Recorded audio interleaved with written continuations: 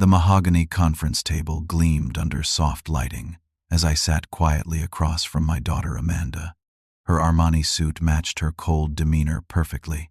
"You'll get nothing, Dad," she smirked, manicured nails tapping impatiently. After 15 years of Margaret turning our daughter against me, this final insult barely stung anymore. The silver-haired attorney cleared his throat, adjusting his glasses as he studied the thick document before him. Something in his expression made Amanda straighten slightly. I folded my weathered hands and waited as he turned to the next page. I first met Margaret Wilson in the spring of 1983 at Northwestern University.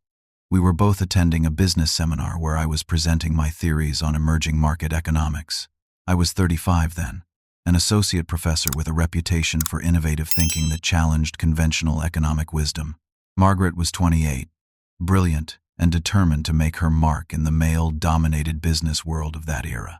She approached me after my presentation, her blue eyes alight with questions about applying theoretical models to practical business applications. What began as an intellectual discussion over coffee turned into dinner, and by midnight, we were still deep in conversation about market forces and entrepreneurial opportunities. Her mind was like quicksilver, taking my abstract theories and translating them into concrete business scenarios. "You think in frameworks that explain the world, Arden," she told me that night. "I see how to turn those frameworks into profit." Our courtship was passionate and exhilarating. While my colleagues viewed business primarily as a subject to analyze, Margaret saw it as a world to conquer. I found her ambition intoxicating.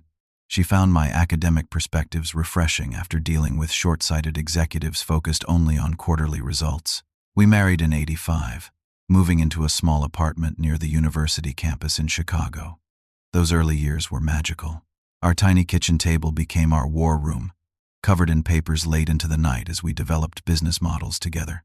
I would explain economic patterns, and she would immediately see the practical applications. The birth of our daughter Amanda in '88 only seemed to strengthen our bond. Margaret would pace the nursery with Amanda in her arms, whispering about market opportunities and business strategies as though sharing bedtime stories. I remember watching them from the doorway, my heart full of hope for our future together. By 1992, Margaret had launched her own tech consultancy, using my theoretical framework for predicting market shifts. Her first million came quickly, applying the prediction models I had developed. We celebrated with champagne in our apartment, still furnished with graduate student leftovers despite our growing bank account. "We did it, Arden," she said, eyes shining. "Your theories work in the real world." But something subtle began to shift. As her wealth and influence grew, the we in our conversations gradually became I and hers. In interviews, she described business insights as her own revelations, with no mention of our late-night collaborations or my academic research that provided the foundation. "You need to protect your intellectual property," my department chair warned me after reading about Margaret in Business Week. I shrugged it off. We were married. Her success was our success. But the distance between us widened. Margaret worked longer hours, missed family dinners, forgot school events. When I mentioned it, she dismissed my concerns. "This is what building something significant looks like, Arden," she said. "Not everyone can spend their days in an ivory tower discussing theories." That stung.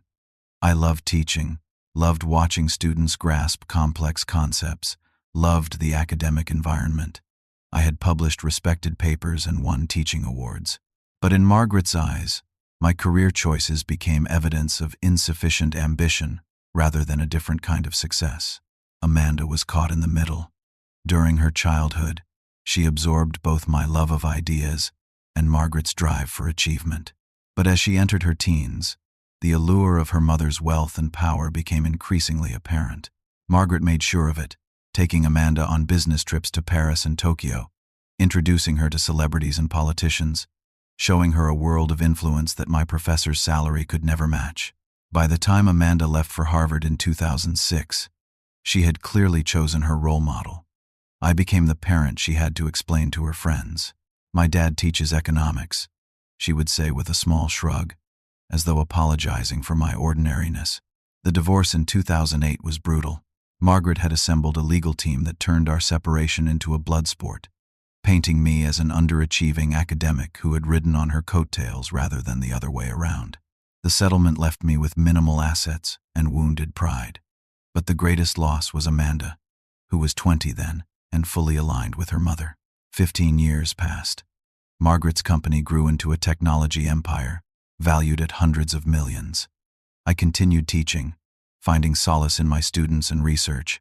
Amanda joined Margaret's company after getting her MBA, rising quickly through executive ranks. The invitations to family events became scarce, then stopped altogether. My calls went unanswered. Birthday gifts were acknowledged with brief texts.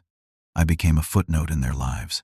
Then, 3 months ago, I received the news that Margaret had died from pancreatic cancer. The call came not from Amanda, but from Margaret's executive assistant.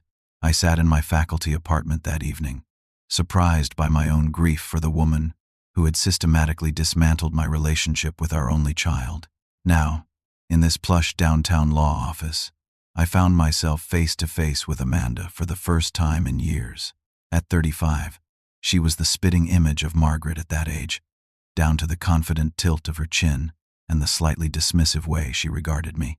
"I don't even know why you're here," she had said when I arrived. "Mom left you nothing." She made that perfectly clear. I hadn't responded. What was there to say? I was here because the attorney had requested my presence, nothing more. The attorney, James Harrington of Harrington, Weber, and Schmidt, cleared his throat again. "Before we proceed with the reading of the will," he said, "Mrs. Blackwell left explicit instructions that a video message should be viewed by both of you. It was recorded 6 weeks before her passing." Amanda frowned. "A video? She never mentioned this to me." "Nevertheless," Harrington said, pressing a button on a remote control. A screen descended from the ceiling, and suddenly, there was Margaret. My breath caught. She looked so thin, her once lustrous brown hair now streaked with gray, her cheekbones sharp under pale skin, but her eyes still held that familiar intensity. "If you're watching this," she began, her voice slightly raspy, "then I'm gone, and you, Arden and Amanda, are together in a room probably for the first time in years. I have a lot to say, and not much time left to say it." I glanced at Amanda, whose face showed nothing but cool composure. What could Margaret possibly have to say that would change anything now? "I want to start by telling a story," Margaret continued on the screen, "about how people can convince themselves that wrong is right when it serves their purposes." She shifted slightly in her seat, wincing with what I recognized as pain. "After our divorce, I set out to ensure Amanda would choose me over you, Arden. I was systematic about it. I scheduled lavish trips during your visitation weekends. I timed expensive gifts to arrive just before your modest presence. I made subtle comments about your career choices, painting them as failures rather than different paths. I felt a heaviness in my chest. Hearing her admit what I had suspected for years brought no satisfaction, only a deep sadness. During Amanda's college years at Harvard, I reinforced these lessons. When you drove 5 hours to surprise her for her birthday, Arden, I had already arranged a weekend in New York with box seats to Hamilton and a shopping spree. I made sure she knew the contrast between what you and I could provide. Amanda shifted in her seat, her eyes fixed on the screen. "At your graduation," Margaret continued, looking directly at Amanda, "I insisted that your father be seated in the back row while I was given a place of honor. At your wedding, I made certain he was barely acknowledged in the proceedings. I wanted him to feel as insignificant as possible, and I used my influence to make that happen." I remembered that day clearly, sitting in the last pew of the church, watching from a distance as Amanda, radiant in white, exchanged vows with Thomas Bradford, the investment banker she had met at Harvard. The reception had been worse. My table was behind a column, far from the wedding party. My toast had been cut from the program. I left early, unnoticed. While I was building my public image as a philanthropist and feminist business icon, I was privately destroying your relationship with your father out of pure vindictiveness. I told myself it was because he deserved it for not being ambitious enough, for not supporting my vision fully. But those were lies I told myself to justify my cruelty. Amanda's composure was beginning to crack. Her fingers gripped the arms of her chair. 3 years ago, When Amanda told you to stop contacting her because you were embarrassing her, Arden. That came after I had spent an entire dinner describing how your departmental funding troubles reflected your inability to navigate even academic politics successfully. I deliberately omitted that your funding issues stemmed from your refusal to compromise your research ethics for a corporate donor. I had wondered how Amanda had known about those department politics. Now it made sense. Every holiday you spent alone while seeing Instagram posts of Amanda and me on exotic trips, every family milestone you missed, every time Amanda dismissed your attempts to connect, all of it was engineered by me. I poisoned our daughter against you, and I did it deliberately, consistently, and effectively. Margaret's voice broke slightly, and she took a sip of water before continuing. I did this out of jealousy, Arden. Jealousy that despite everything, you remained true to yourself, while I became someone I didn't recognize anymore. And I did it out of fear that Amanda might someday see through my carefully constructed image to the truth of how my success began. The room was completely silent now. Amanda sat motionless, her earlier smugness replaced by visible tension. 8 months ago, I received a diagnosis of stage 4 pancreatic cancer, terminal from the start. As I faced mortality, I began to see my life choices with painful clarity. The success I had achieved came at the cost of my integrity and the destruction of our family. And for what? More money than I could spend in 3 lifetimes. Power that ultimately couldn't extend my life by a single day. Margaret leaned closer to the camera, her gaze intense despite her weakened state. Arden, over the past several years, you received some anonymous gifts. A congratulatory present after winning the Distinguished Teaching Award, your mortgage being mysteriously paid off, an anonymous donation to your department earmarked for your research. That was me, trying in some small way to make amends without having the courage to face you directly. I sat back, stunned. I had assumed the mortgage payoff was a bank error and had spent months trying to correct it, fearful of suddenly owing the full amount plus penalties. The department had attributed the research funding to an alumni donor who wished to remain anonymous. But small anonymous gestures aren't enough to atone for what I've done. Margaret continued. It's time for the full truth. She reached off camera and returned with a leather-bound journal that I recognized immediately. It was the notebook where I had sketched out my algorithmic approach to market prediction back in 1992. The core algorithm that built my billions came from Arden's research, Margaret said flatly. I took his intellectual property, developed it with a team of programmers, and never gave him credit. The predictive model that became MarketSight, the flagship product of my company, was based entirely on theoretical work Arden had done years before. Amanda gasped audibly. The MarketSight platform was legendary in business circles, the foundation upon which the entire company had been built. I told myself that ideas are worthless without execution. I told myself that since he chose to remain in academia, he had forfeited his right to profit from his theories. I told myself many things to justify what was, at its core, theft. The Margaret on screen looked exhausted now, the confession clearly taking a toll on her depleted energy. I wanted to approach Arden directly many times over the years, to apologize, to make amends, to offer him the recognition and compensation he deserved. But I was a coward. I feared his rejection, and more than that, I feared dismantling the narrative I had created about our relationship. So I contented myself with following his career from afar, reading his published papers, watching online videos of his guest lectures, taking pride in his accomplishments, even as I publicly diminished them. The attorney paused the video. Would either of you like a break before we continue? He asked gently. No, Amanda said sharply. This is ridiculous. My mother was clearly not in her right mind when this was recorded. The pain medication, the disease progression, it obviously affected her thinking. Anyone who knew her would recognize that these are not her words or thoughts. I remained silent, processing what I'd heard. There was vindication in Margaret's confession, yes, but also an overwhelming sadness for all the wasted years, the relationship with my daughter that had been systematically destroyed. I assure you, Miss Bradford, Harrington said, using Amanda's married name, your mother was of sound mind when this was recorded. We have documentation from her physicians confirming this, which I'll provide after the video concludes. Shall we continue? Amanda crossed her arms but nodded curtly. Harrington resumed the video. Margaret's expression had changed, becoming more determined despite her obvious fatigue. During my final months, I didn't just reflect. I acted. I secretly hired a team of forensic accountants to conduct a comprehensive investigation of my company's practices, including Amanda's department. What they found disturbed me deeply. Amanda leaned forward suddenly, her knuckles white as she gripped the conference table. The investigators uncovered systematic ethical shortcuts throughout the company leadership, Margaret continued. Practices that I had either actively encouraged or willfully ignored in pursuit of growth and profitability.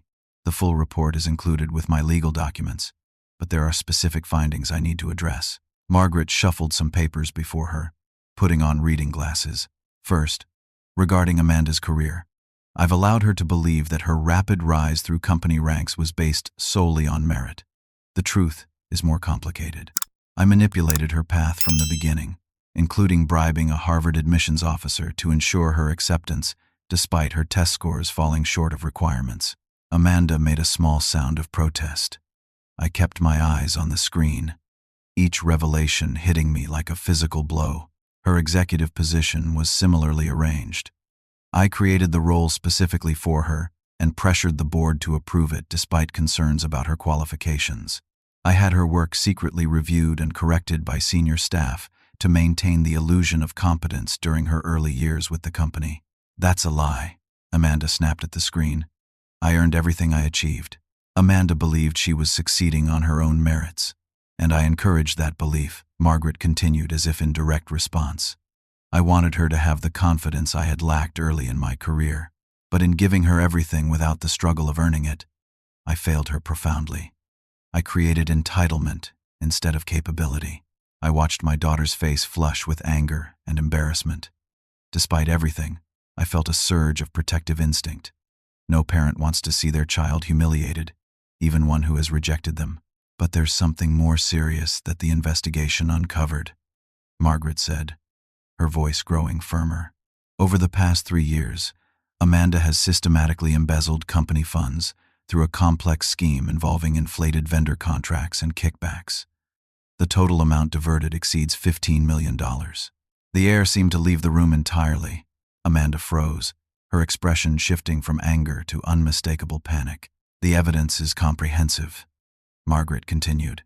Bank records, shell company documentation, security footage of meetings with the involved vendors, and digital communication records, all contained in the files I've provided to my attorneys. Amanda grabbed her phone and began frantically texting, her hands shaking visibly. I bear responsibility for this too, Margaret said, her voice softening. I modeled an ethical flexibility that prioritized results over integrity. I showed her that rules could be bent, then broken, if you had enough power. Why should I be surprised that she took these lessons to heart? Margaret removed her glasses, rubbing her eyes tiredly. In light of these discoveries, I spent the past 3 months restructuring my will and company succession plan. What follows may seem harsh, but I believe it offers the best chance for redemption, for the company I built, for my legacy, and most importantly, for my daughter and her father. The video ended abruptly, and Harrington turned off the screen. Mom was confused, Amanda said immediately, her voice high and tight. She was dying and on heavy medication. None of this should be taken seriously. Harrington regarded her calmly. As I mentioned, we have extensive documentation confirming your mother's mental competence throughout this period, including psychiatric evaluations specifically conducted to establish testamentary capacity. Amanda pulled out her phone again. I'm calling my lawyer. This entire proceeding should be halted until I have proper representation. By all means, Harrington said. However, I should mention that the evidence your mother gathered has not yet been submitted to the company's ethics committee or any law enforcement agencies. The actions outlined in her will could affect whether such submissions occur. Amanda paused, then made the call anyway, speaking in harsh whispers. While she was distracted, Harrington slid a document across the table to me. Mrs. Blackwell wanted you to see this privately before we continue, he said quietly. It was a handwritten letter from Margaret, dated just 2 months ago. Arden, it began. By now you've heard some painful truths. There's more to come. I know I have no right to ask anything of you after all I've done, but I'm asking anyway.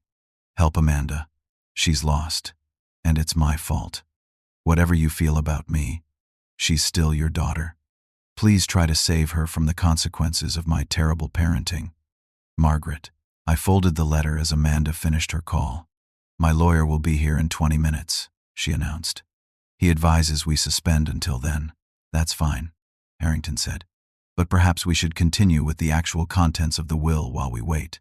Unless you'd prefer to delay further? Amanda hesitated, clearly torn between wanting to know her mother's decisions and following her lawyer's advice. Continue, she said finally.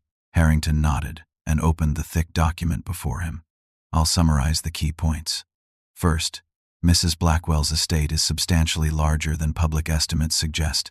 While the company's valuation is indeed approximately $230 million, her total assets, including real estate, private investments, art collection, and offshore accounts, amount to just over $1.2 billion.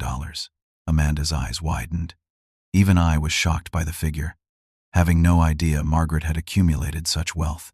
As to the disposition of these assets, Harrington continued, Mrs.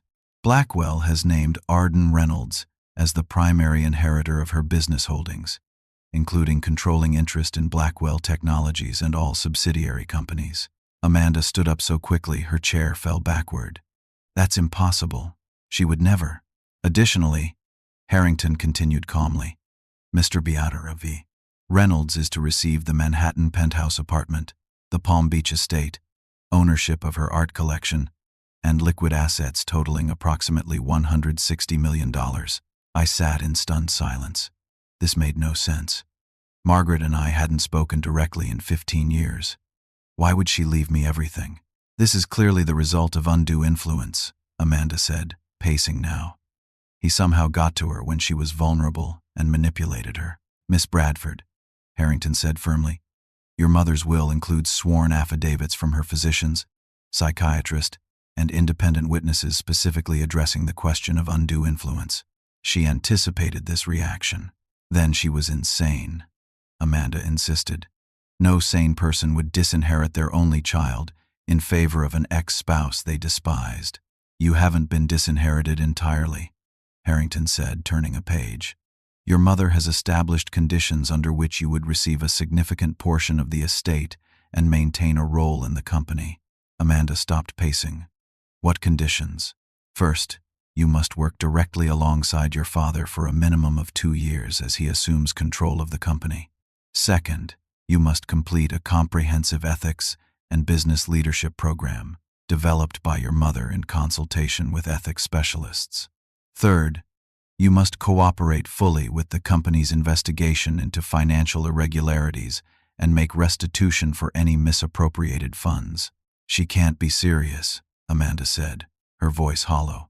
I assure you she was quite serious, Harrington replied. If these conditions are met, you will receive $300 million in trust and retain your position in a restructured company leadership. And if I refuse, then the evidence regarding financial misconduct will be forwarded to the appropriate authorities, and you will receive only the minimum required by law to prevent a will contest, approximately $20 million, held in a restrictive trust. Amanda sank back into her chair, looking suddenly young and vulnerable. She's controlling me from the grave, she whispered. Your mother believed she was offering you a path to redemption, Harrington said gently. Whether you take it is, of course, entirely your choice. A knock at the door interrupted us. Amanda's lawyer had arrived. The next hour was tense. Amanda's lawyer, Stanley Cooper, was exactly what you'd expect for someone of Amanda's position. Expensive suit, aggressive manner, immediate threats to contest the will on grounds ranging from mental incapacity to undue influence.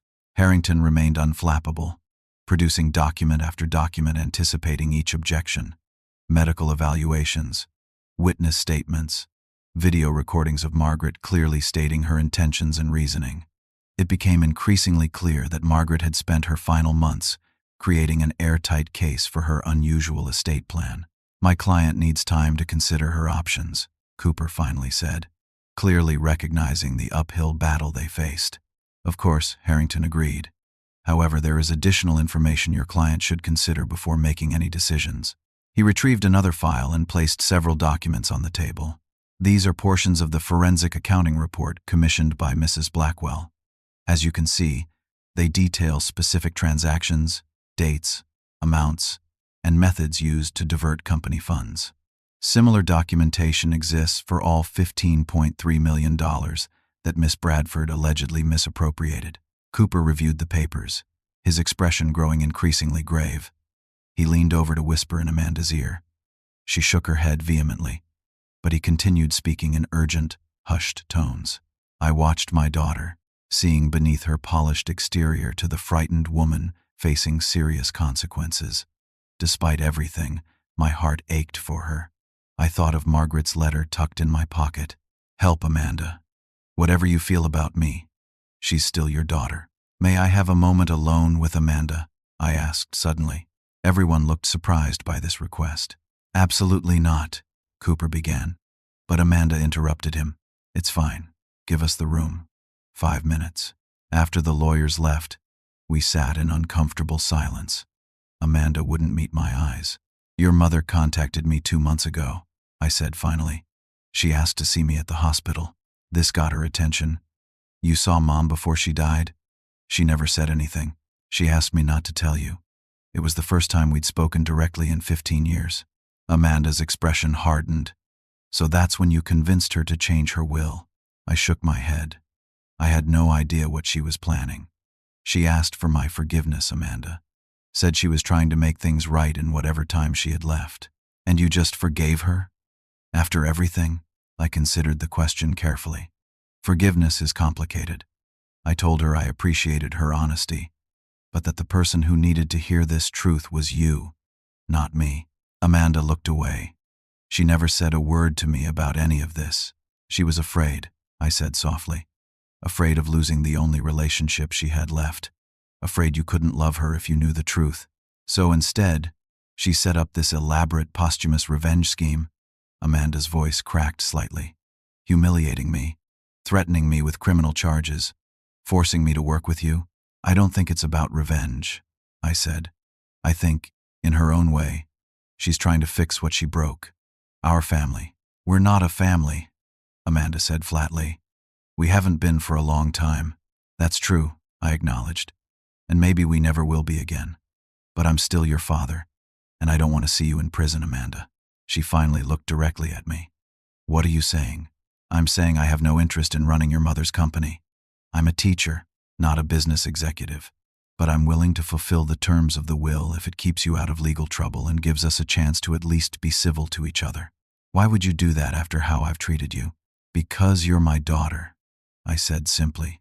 And because I understand better than anyone how skilled your mother was at manipulating situations and people to get what she wanted. Amanda's lawyer knocked and re-entered the room. Time's up. Have you reached any conclusions? Amanda looked at me for a long moment before turning to her lawyer. I need more time to consider my options. That's understandable, Harrington said, returning with his assistant. Take whatever time you need. However, Mrs. Blackwell specified that Mr. Reynolds should assume control of company operations immediately to prevent any disruption.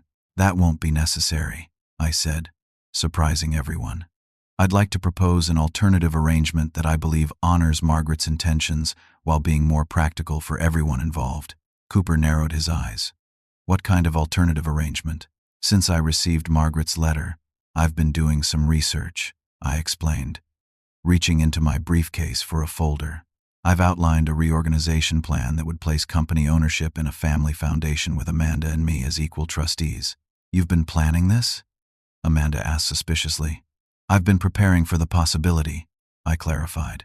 After speaking with Margaret, I suspected she might try something dramatic in her will. I wanted to be ready with a reasonable counter-proposal. Harrington reviewed my documents with interest. This actually aligns well with the spirit of Mrs. Blackwell's intentions, while providing additional protections for Miss Bradford. What kind of protections? Amanda asked cautiously. For one thing, it would keep the forensic accounting evidence internal to the foundation, rather than potentially becoming public through an ethics committee review, I explained. It would also create a structured repayment plan for the funds in question without involving authorities. Cooper leaned forward. And what would my client's role be in this arrangement? Full partner in the foundation and company, with equal voting rights on all major decisions, contingent upon completion of the ethics program Margaret specified, and full financial transparency going forward. Amanda studied me, clearly trying to determine if there was a hidden agenda. What do you get out of this?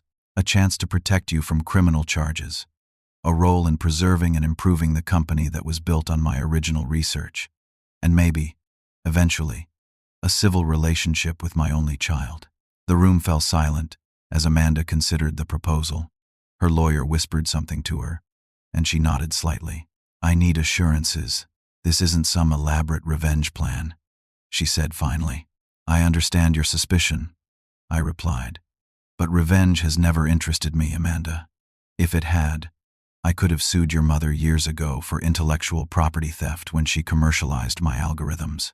I didn't because I never wanted to put you in the middle of an ugly legal battle. The proposal appears sound from a legal standpoint, Harrington offered, and it satisfies the primary conditions Mrs. Blackwell established. I need time to review this thoroughly with my client, Cooper insisted. Of course, I agreed. But there is one thing I'd like to clarify immediately, Amanda.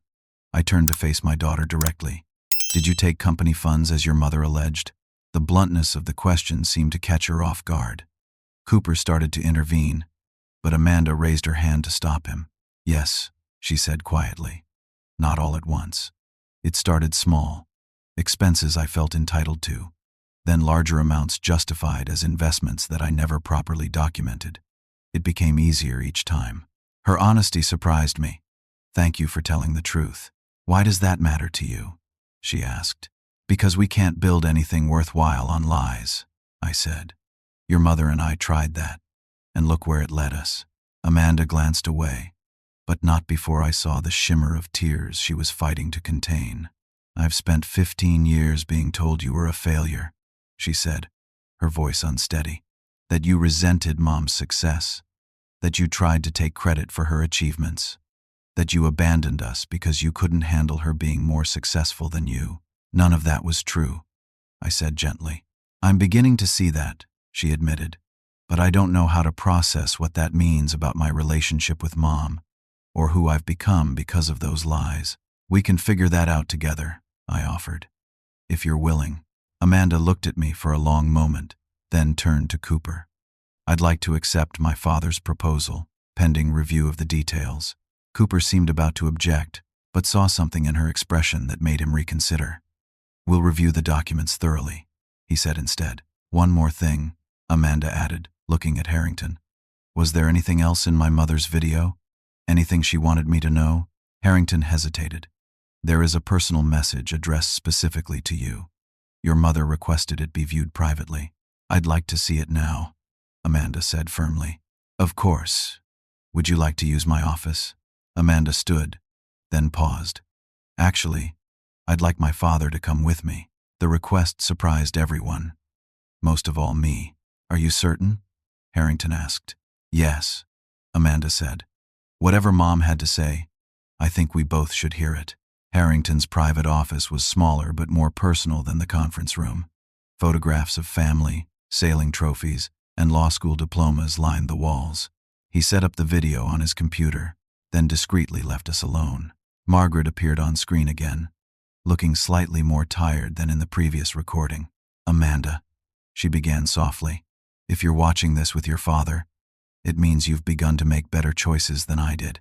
I'm proud of you for that. Amanda sat rigidly beside me, her arms crossed tightly across her chest.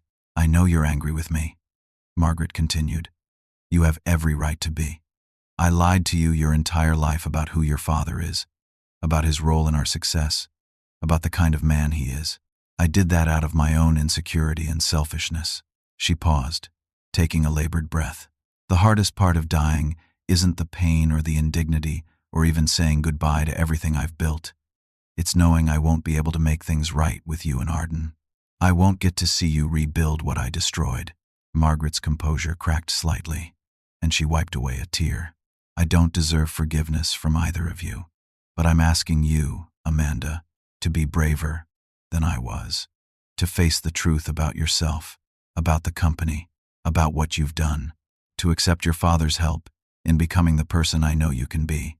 Amanda remained still, but I could see her fighting for control. The money doesn't matter, Amanda. The company doesn't matter. Not really. What matters is that you don't spend your life as I did, surrounded by wealth and power but ultimately alone. When everything was stripped away by this disease, all I could think about was the family I had destroyed through my own pride and dishonesty. Margaret looked directly into the camera, her eyes intense despite her weakened state. Your father is a good man, Amanda. Better than I deserved. Certainly better than how I portrayed him to you. Trust him, learn from him, and maybe someday find it in your heart to forgive me. Not for my sake, but for your own. The video ended. Amanda sat motionless beside me, tears now flowing freely down her cheeks. She never said any of this to me, she whispered. Not once in 15 years did she ever suggest she'd lied about you. She was trapped by her own narrative, I said gently. The more successful she became, the harder it was to admit how it all began. How can you be so understanding? Amanda asked, turning to look at me. She stole your work. She turned me against you. She robbed you of 15 years with your daughter. Bitterness is a luxury I couldn't afford, I explained. I had a choice after the divorce, Amanda. I could let anger consume me, or I could find meaning elsewhere. I chose my students, my research, contributing what I could to the world, while I became exactly what she wanted, Amanda said bitterly. Driven, successful, willing to compromise ethics for results. You're also intelligent, determined, and capable of change, I countered. Those are qualities you can redirect. You really believe that?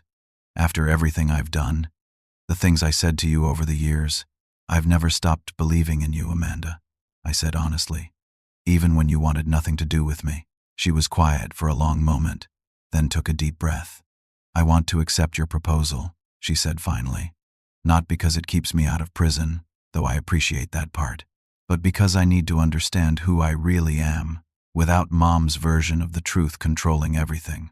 That's all I ask, I said. A chance for us to get to know each other as we really are, not as Margaret portrayed us. I'm not sure I know how to do that, Amanda admitted. We'll figure it out together, I promised. When we returned to the conference room, the lawyers were discussing technical details of my proposal. Miss Bradford has decided to accept the general framework, I announced. We'd like to move forward with drafting the necessary documents. Cooper looked to Amanda for confirmation. She nodded firmly. Very well, he said. We'll need to review all the details carefully, particularly regarding the repayment structure for the funds in question. Of course, I agreed. Full transparency on both sides. Amanda cleared her throat. And I want to begin the ethics program immediately. Not because the will requires it, but because I need it. Her lawyer looked surprised by this voluntary admission. There's a practical matter we should address, Harrington interjected. The company requires immediate leadership. Mrs. Blackwell's illness was kept very private, and her management team is expecting direction. I can meet with them tomorrow, Amanda offered, then glanced at me. With my father, if he's willing. I am, I said, surprised and touched by the gesture. As the lawyers worked through technical details, Amanda moved to sit beside me. Would you have dinner with me tonight? She asked quietly. There's a lot I'd like to ask you about, if you're willing to talk. I'd like that very much, I replied. For the first time that day, Amanda smiled. It was small and tentative, but genuine. I'm not sure I know how to be a daughter to you anymore, she admitted. That's okay, I assured her. We have time to figure it out. 6 months later, I stood at the window of what had once been Margaret's office, now transformed into the headquarters of the Reynolds Blackwell Foundation. The view of Manhattan was spectacular, but my attention was on the meeting taking place at the conference table behind me. Amanda was presenting our new ethical business framework to the company's executive team. Her confidence was evident, but it was different now. Authentic rather than arrogant, built on actual accomplishment rather than entitlement. The transition hasn't been easy, she was saying. Restructuring our vendor relationships, implementing transparent accounting practices, establishing the Ethics Oversight Board. But our quarterly results speak for themselves. Profitability is up 17%, employee retention has improved dramatically, and our industry reputation has never been stronger. I smiled to myself, turning back to watch my daughter in action. The past 6 months had been challenging in ways neither of us had anticipated. The truth about Margaret's business practices had been difficult to confront. Several executives had resigned rather than adapt to our new standards. Amanda had struggled through the early weeks of the ethics program, facing hard truths about herself and her choices. Our personal relationship had evolved gradually. Those first dinners were awkward, filled with cautious conversation and careful navigation of painful topics. But slowly, night after night, we began to know each other as we truly were, not as Margaret had portrayed us. I learned about Amanda's actual interests and passions, many of which had been suppressed to please her mother. She loved classical literature, played piano beautifully, and had a natural talent for teaching that reminded me of myself. She learned about my research, my students, my life beyond the failed academic caricature she'd been fed. She sat in on one of my lectures and afterward told me she finally understood why I'd chosen teaching over business. Any questions about implementation? Amanda was asking the executive team. The CFO raised his hand. The transparency measures will increase our compliance costs significantly. Are we certain the benefits outweigh the expense?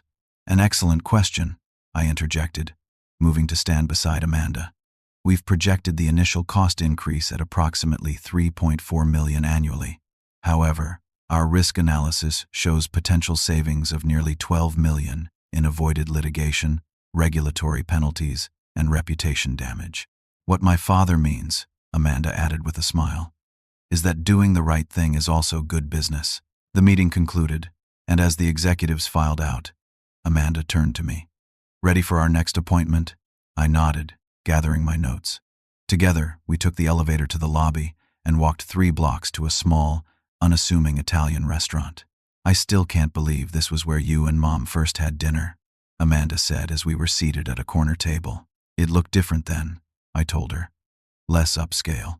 The owner's son has modernized it, but the lasagna is still made from the original recipe. Amanda ordered for both of us, having memorized my preferences over our many meals together.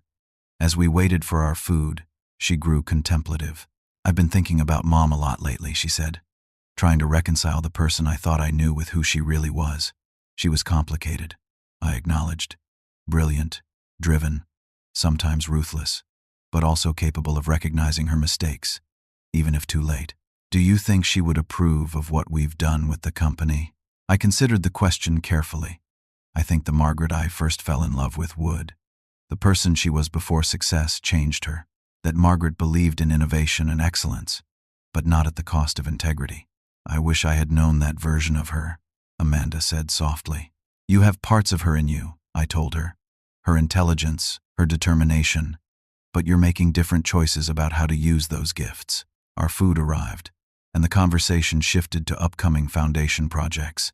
We had established scholarships for underprivileged students interested in business ethics, launched an incubator for socially responsible startups, and were developing a corporate ethics certification program that was already gaining industry attention. After dinner, we walked to a waiting car that would take us to our final destination of the day. The cemetery was quiet in the evening light. Margaret's grave was marked by a simple but elegant stone, as specified in her will. Amanda placed fresh flowers beside it, then stepped back to stand beside me.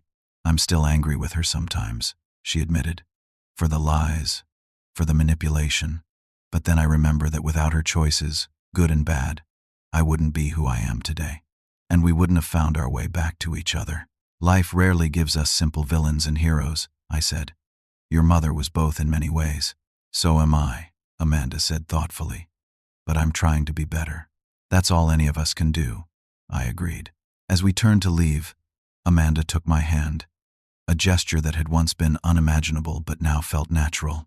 Dad, she said, the words still new on her lips after years of cold formality. Thank you for not giving up on me. I never could, I told her honestly. You're my daughter. We walked back to the car together, leaving Margaret behind but carrying forward the unexpected gift she had given us in her final act, the chance to become a family again, not as she had once broken it, but as we chose to rebuild it on a foundation of truth and forgiveness that no amount of money could ever buy. Have you ever faced a situation where forgiveness seemed impossible, but you found a way forward anyway? Comment below and share your experience. Sometimes the hardest relationships to heal are the ones that matter most. If you found this story meaningful, please like, subscribe, and share with someone who might need to hear it. Thank you for listening, and remember that it's never too late to begin again, even after years of separation and pain.